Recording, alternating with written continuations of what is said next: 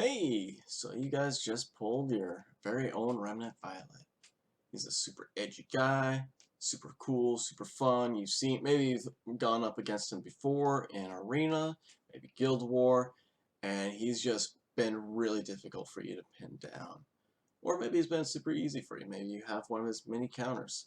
So today we are going to talk about this edgy guy. I'm going to go over a couple builds, some of his counters, why you might not see him a whole lot anymore in Arena or Guild War. So let's go into his kit first, kind of talk about what he does, what he's good at, and what his weaknesses are. So here are my stats. A little under 4,000 attack, got about 1,000 defense, got about 10k health, 200 speed, full crit chance, and 302 crit damage. We also have him on lifesteal set, and we have given him double-edged just decrescent, there we go. And what this essentially does is give him counter set, which is really nice on top of the flat 20% evasion. As many of you probably know, Remnant Violet, his S2 gives him increased evasion. So with this and his artifact, he's going to be at 70% evasion the entire time. The other thing that his S2 does is it gives him a focus bar, and it goes from 0 to 5. He gains 1 focus every time he uses his S1 and every time he dodges. So the cool thing about this artifact is it gives him more dodge chance, so a chance to get a focus. It also gives him the chance to counterattack. So if he dodges once and counterattacks, he gets 2 focus. And when he gets to 5 focus, he sends a random S3 at a target. And his S3 is what makes him really, really scary. It penetrates 50% of the target's defense. We have a lot more defense scaling in the meta right now, a lot more defense scaling units out there. So this is really good. On top of that, his S3 just does bonkers damage. So it's really hard to negate, and he just does damage. It also gives him attack buff before he does it, so even more damage. It's really good that way. Something to think about is his S1 actually pairs pretty well with him because it gives him decreased hit chance. It's really nice. It's probably one of the better debuffs out there, and it synergizes really well with him having evasion, right? Makes him more difficult to get hit. Typically, you'll see builds like mine, though, where they don't have effectiveness. Like, it's not in the build. This is actually pretty decent gear. Like, not a whole lot of wasted stats on really any of these.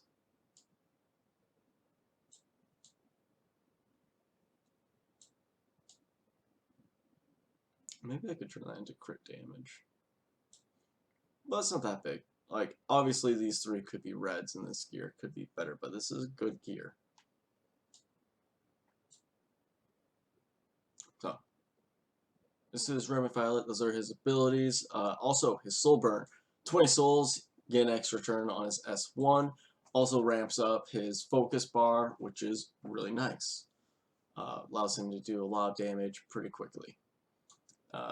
Also, his S3 has a 5-turn cooldown, which really makes it difficult to pop off more without triggering his S2. On the bright side, when he got his buff, his S2 is now triggerable by him attacking. Instead, it used to be he would get to all 5, and it'd just be a doomsday timer of the next time you attack him, it's going. Now he just triggers it himself, and it's wonderful. So this is the build that I currently use. This isn't the build that I have had the greatest success with. The greatest success I've had with Remnant Violet is actually not on lifesteal. It's a build that you won't see nearly as much, but I actually think it's probably better and a little bit more efficient. And instead of lifesteal, you put him on speed set. And you try and get him to be about 250, 260 speed, and you just have him delete someone right off the bat. Like, it's a really nice build. I think it has a lot of gameplay, and people just don't expect it.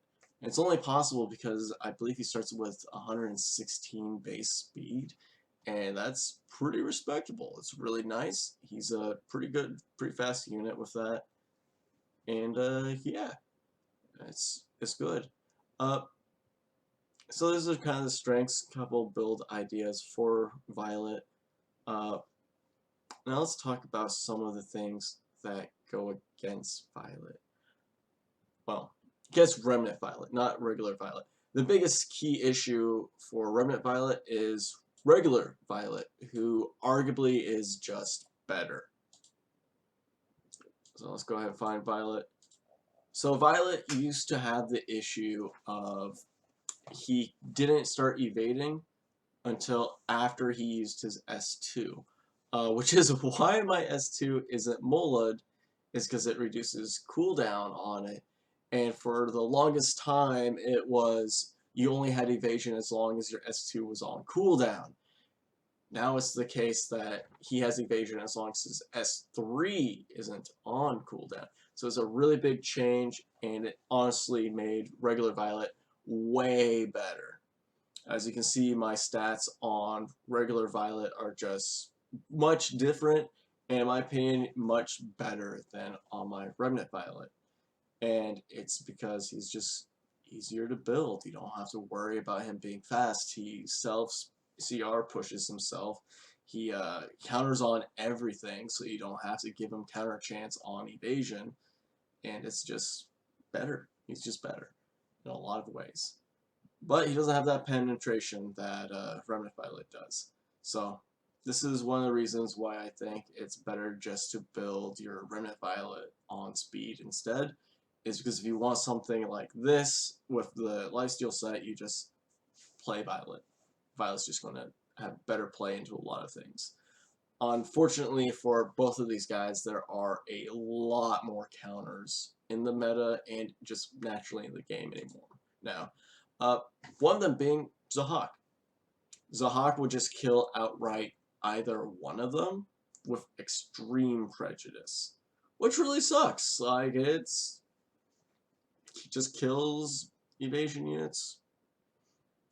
Another thing of note is that we have a lot of units like Karina who do flat damage, and they don't really care if they hit you or not. So that sucks for Violet. Who's another good example? Any unit like Zeo who has a strip. Zeo's definitely not a counter for him, but anything that dispels just really hurts. We also have Summertime Assyria, who will just drop a bomb on you indiscriminately, and you're dead. There's not a whole lot you can do about that.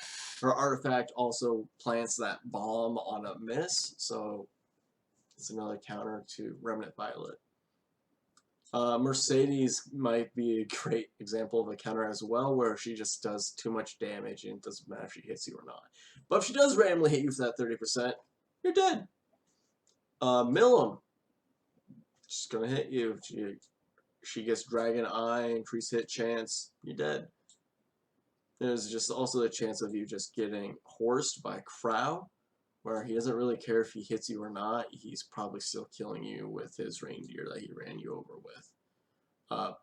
Things like Lua, where it's just strips, puts on the CR, cooldown reduction. It's rude.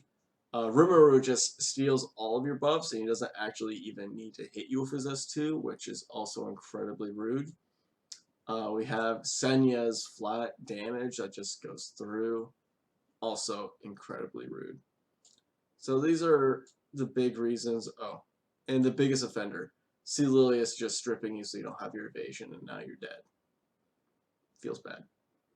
Feels bad. So those are, oh, I forgot all about AOL. AOL is probably the worst counter for Violet. Remnant Violet, sorry, because she strips you and she puts up the cannot be buffed ability. So now you can't get your evasion back even after you had to forcibly S1 someone. So that sucks. That hurts. But there's still good reasons to run Remnant Violet. The chief one being his S3 does so much damage. Oh my goodness. It feels good. The animation is beautiful. I just run him for fun a lot, honestly. He's a good unit. Uh, Downside of that, he's so gear intensive. He wants some really, really good gear. So yeah, that's kind of my critique. That's kind of my opinions of him. Let me know how you guys use Remnant Violet. Do you guys like Remnant Violet? Do you want Remnant Violet? Yeah, just drop some comments in chat. Have a wonderful day.